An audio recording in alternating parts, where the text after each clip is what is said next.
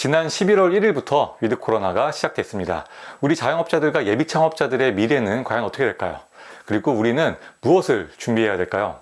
우선 우리의 미래에 대해 예측을 한번 해본 후에 다음으로 배달 장사, 홀 장사, 프랜차이즈 창업으로 나누어서 각 분야별로 우리가 무엇을 준비해야 될지 살펴보는 시간을 갖겠습니다.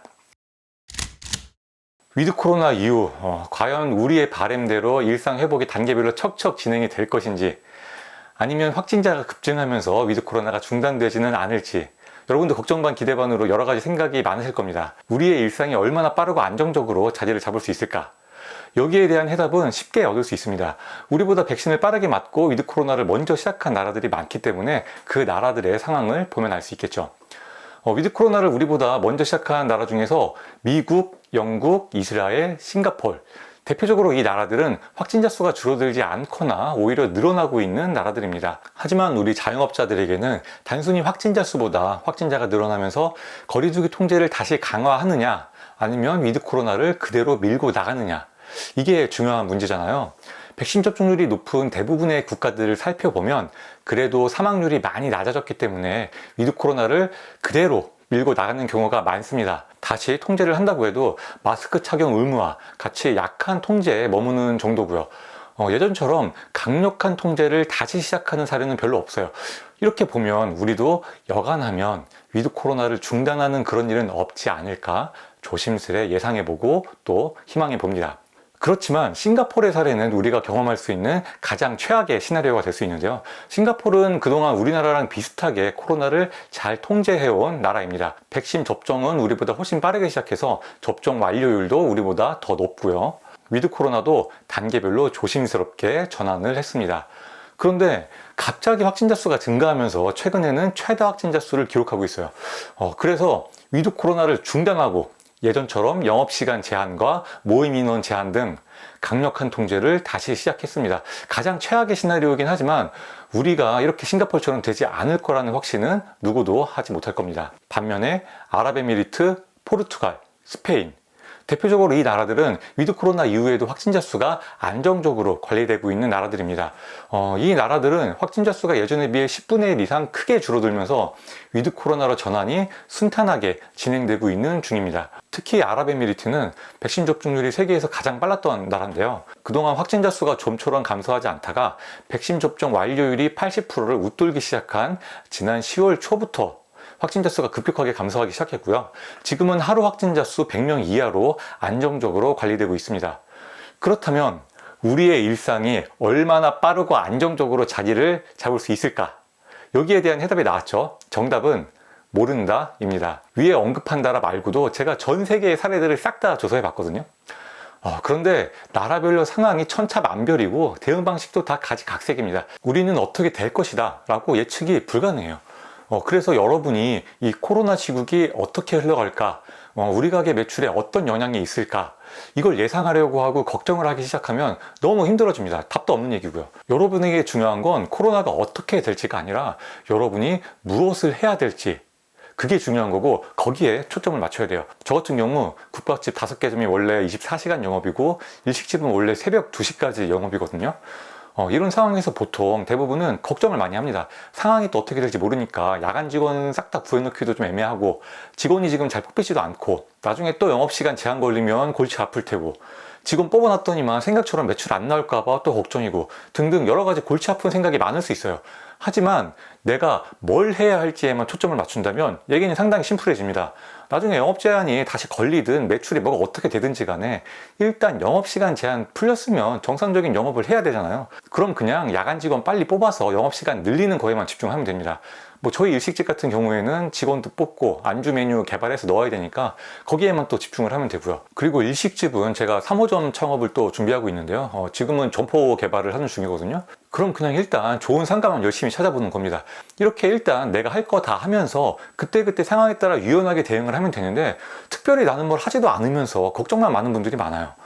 확진자 수가 어떻게 될까, 규제가 어떻게 될까, 이런 건 걱정해봐야 답도 없고 아무런 의미가 없는 소모적인 생각일 뿐입니다. 물론 세상이 어떻게 흘러가는지, 트렌드가 어떻게 변화하는지는 관심을 갖고 지켜봐야 되겠지만, 무엇보다도 중요한 건 여러분이 지금 상황에서 할 수 있는 최선이 무엇인지 파악하고 그걸 실행하는 데 집중을 하는 것입니다.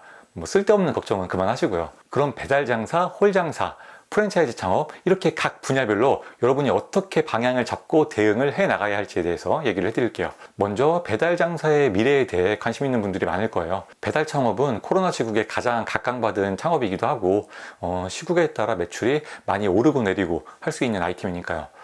배달 시장에 대한 예측은 크게 두 가지 의견으로 나뉩니다. 먼저 그동안 억눌렸던 외식에 대한 수요가 몰리면서 배달은 줄어들 것이다, 이렇게 얘기하시는 분이 있고요. 아니다, 고객들이 배달에 많이 익숙해졌고 배달의 편리함을 알아버렸기 때문에 배달 매출은 꾸준할 것이다, 이렇게 얘기하시는 분도 있습니다.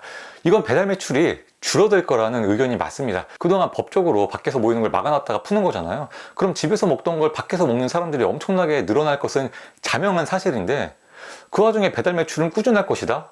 이건 좀 지나치게 낙관적인 생각인 것 같아요. 배달의 편리함에 익숙해진 그 두터운 고객층은 그대로 유지가 되겠지만 그 사람들이 배달을 시켜먹는 빈도수는 분명히 줄어들 겁니다. 그럼 앞으로 배달 시장이 어떻게 변할지에 대해서는 고객이 배달을 매일같이 자주 시켜먹을 때와 가끔 한 번씩 시켜먹을 때의 소비 패턴이 어떻게 변화하는지를 생각해보면 예측해볼 수 있습니다. 우리가 코로나 전에 일주일에 한두 번 배달 시켜먹을 때는 가격이 좀 비싸더라도 평소 집에서 잘 못해먹는 특별한 음식 위주로 많이 시켜먹었잖아요. 치킨, 피자, 족발, 중식 뭐 이런 것들이요. 그런데 코로나 때문에 배달을 거의 매일같이 시켜 먹다 보니까 이런 음식들만 먹기가 너무 부담됐던 거죠. 그래서 가격 부담도 없고 매일 먹어도 질리지 않는 배달 음식을 그전과 다르게 많이 찾게 됐습니다. 예를 들어 부대찌개, 김치찌개, 감자탕, 덮밥 뭐 이런 것들이요. 그런데 이제 위드 코로나로 들어가게 되면 주문 빈도수가 줄어들겠죠. 그렇다면 예전처럼 좀 비싸더라도 집에서 쉽게 해먹을 수 없는 특별한 음식이나 그게 아니면 확실히 내가 좋아하는 단골집 위주로 주문을 하게 될 겁니다. 코로나 시국엔 이것저것 종류별로 다 시켜 먹어봤다면 이제는 검증된 것 위주로 주문을 할 거라는 거죠. 결국 특별한 경쟁력 없이 그냥 저렴한 가격밖에 내세울 게 없는 가게부터 경쟁에서 빠르게 낙오가 될 겁니다.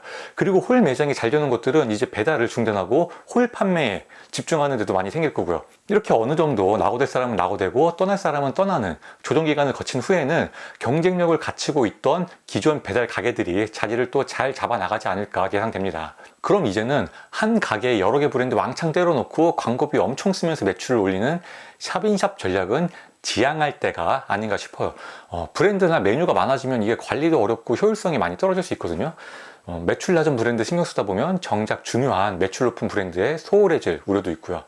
이제는 확실하게 경쟁력 있는 아이템에 집중하고 근본적으로 우리 가게의 경쟁력 자체를 끌어올리는 데 집중할 때입니다. 다음으로 홀 장사는 어떻게 준비를 해야 할지 얘기해 보겠습니다. 그동안 홀 장사 하시는 분들이 고생을 진짜 많이 하셨죠. 뭐 저도 고생을 많이 했습니다.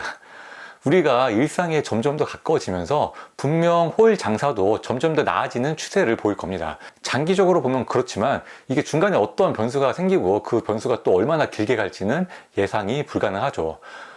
그러니까 우리가 막연히 걱정만 하는 것보다는 장기적으로 어떻게 하면 경쟁력을 키울 수 있을지 거기에만 집중을 하면 좋을 것 같아요. 코로나 시국에 가장 뜨거웠던 창업이 배달 창업 그리고 밀키트 창업이었습니다. 코로나 전에 비해서 배달과 밀키트가 이제는 홀 장사의 강력한 경쟁자로 떠오른 거죠. 그러니까 홀 장사를 하려면 배달과 밀키트로는 경험할 수 없는 우리 가게로 들어와야지만 경험할 수 있는 그런 요소들을 많이 생각해 봐야 돼요. 몇 가지 예를 들어볼게요. 뜨거운 뚝배기나 영양 돌솥밥 아니면 예쁜 플레이팅 이런 건 홀에서만 제공할 수 있죠. 그리고 샐러드 바나 무한 리필 이런 것도 홀에서만 제공할 수 있는 거고요. 그 외에도 감각적인 인테리어, 분위기 좋은 음악, 탁월한 서비스, 재미있는 이벤트 아니면 뭐 요리하면서 불쇼를 한다든지 하다못해 춤을 추면서 서빙을 한다든지 뭐가 됐든지 간에 배달과 밀키트는 절대 따라할 수 없는 홀 장사만의 매력을 더해줘야 돼요. 저희 일식집에서 지금은 신동랩 게임이라는 이벤트를 하고 있거든요.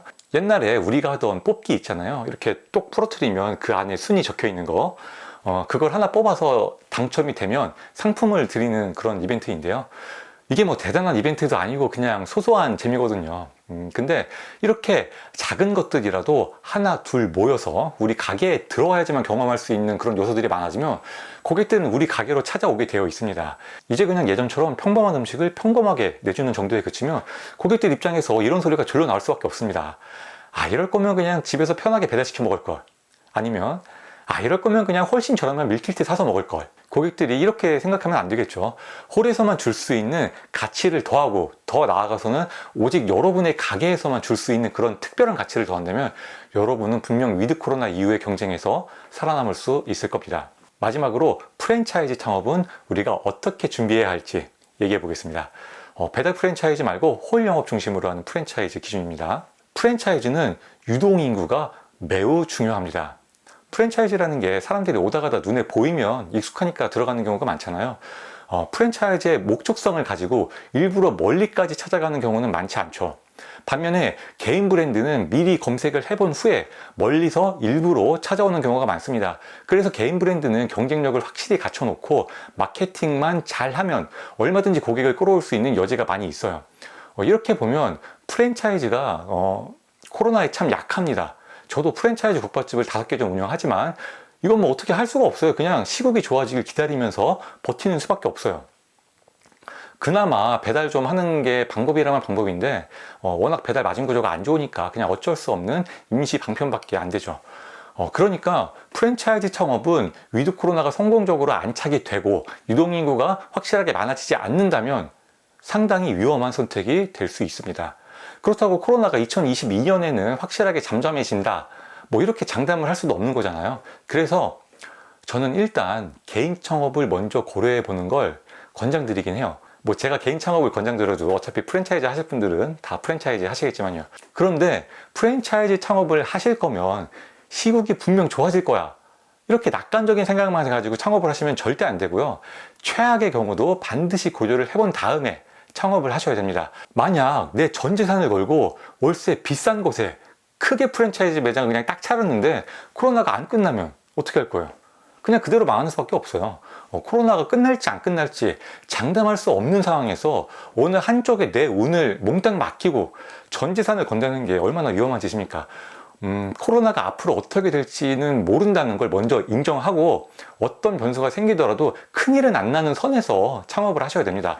예를 들어 최대한 점포 가격이 저렴하고 월세 낮은 곳에서 창업을 한다든지, 아니면 여럿이 동업을 해서 리스크를 낮춘다든지, 아니면 일단 창업을 안 하고 준비만 하면서 기다려 본다든지, 뭐가 됐든지 각자의 방식대로 리스크를 최소화할 수 있는 방법을 고민해 봐야 돼요.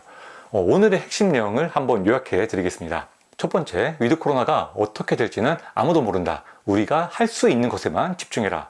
두 번째, 배달 매장은 확실한 경쟁력을 갖춰야 살아남는다. 세 번째, 홀 매장은 우리 매장에 들어와야 경험할 수 있는 가치를 더해라. 네 번째, 프랜차이즈는 아직 위험하다.